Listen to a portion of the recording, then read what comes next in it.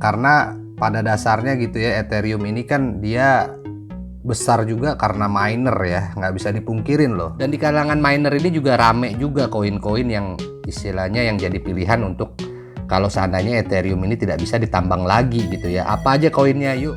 Yang pertama ada koin. Halo sahabat kripto, sebelum video dimulai saya mau disclaimer dulu. Yang pertama adalah saya bukan penasihat keuangan dan ini bukan ajakan untuk investasi.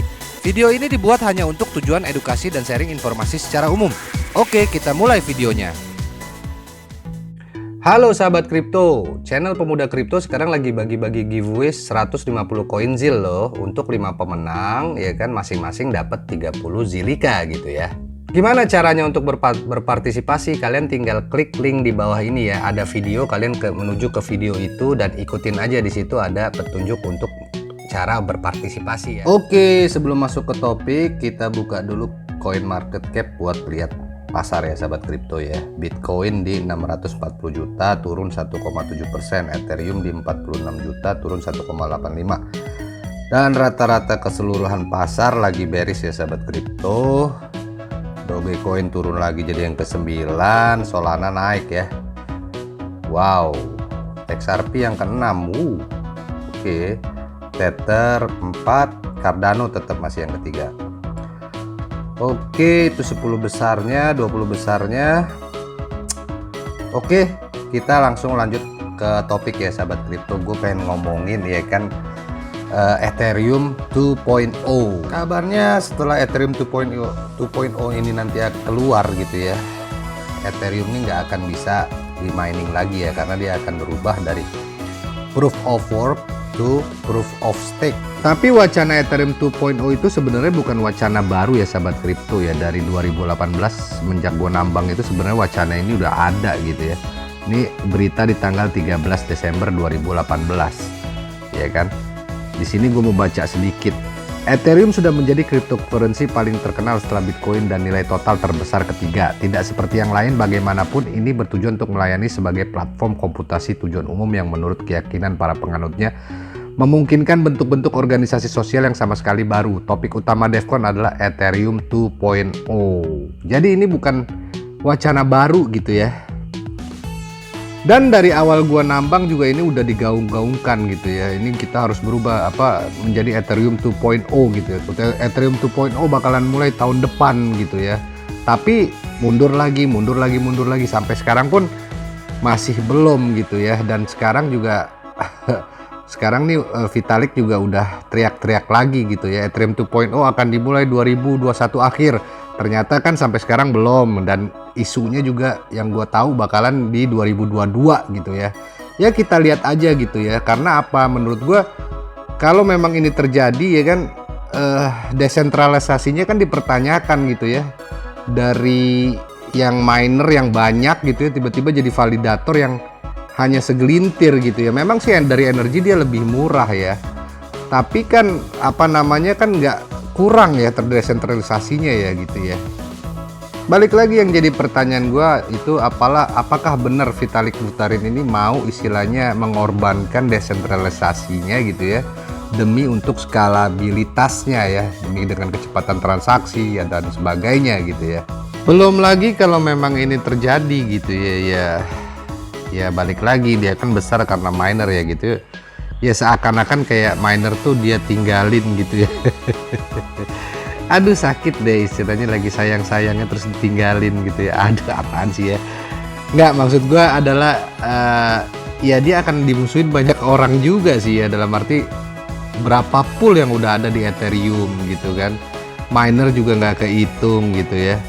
Tapi ya kita lihat aja ya sahabat kripto gimana kelanjutannya gitu ya. Oke, kita lanjut bahasannya ya. Gua sendiri kan termasuk orang yang kecewa juga sebenarnya gitu ya, Ethereum ini masuk jadi proof of stake ya.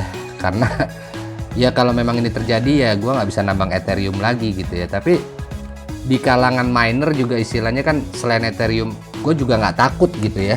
Kalau seandainya memang dia nggak bisa ditambang lagi ya udah gue nambang koin lain gitu ya. Dan di kalangan miner ini juga rame juga koin-koin yang istilahnya yang jadi pilihan untuk kalau seandainya Ethereum ini tidak bisa ditambang lagi gitu ya. Apa aja koinnya? Yuk kita coba cari-cari informasi. Yang pertama ada koin Ergo ya. Ini juga dari harga 242.160 ya. Terus dia market capnya 7,5 triliun ya kan, market dominance 0,03, dia ranking 121. Ini juga jadi pilihan miner nih karena profitabilitasnya di bawah tinggi ya setelah Ethereum, jadi dia profitnya masih tinggi gitu ya. Ini untuk koin pertama ya sahabat kripto. Yang kedua yang mungkin nanti jadi pilihan gua setelah Ethereum tidak ditambang adalah Ethereum klasik ya, ETC ya, dengan ETC hash-nya ya. Dia ada di harga 798.987 sekarang ya, dengan market cap 103 triliun dan urutan koin ke-27 ya, market dominance-nya 0,35 ya kan. Ini juga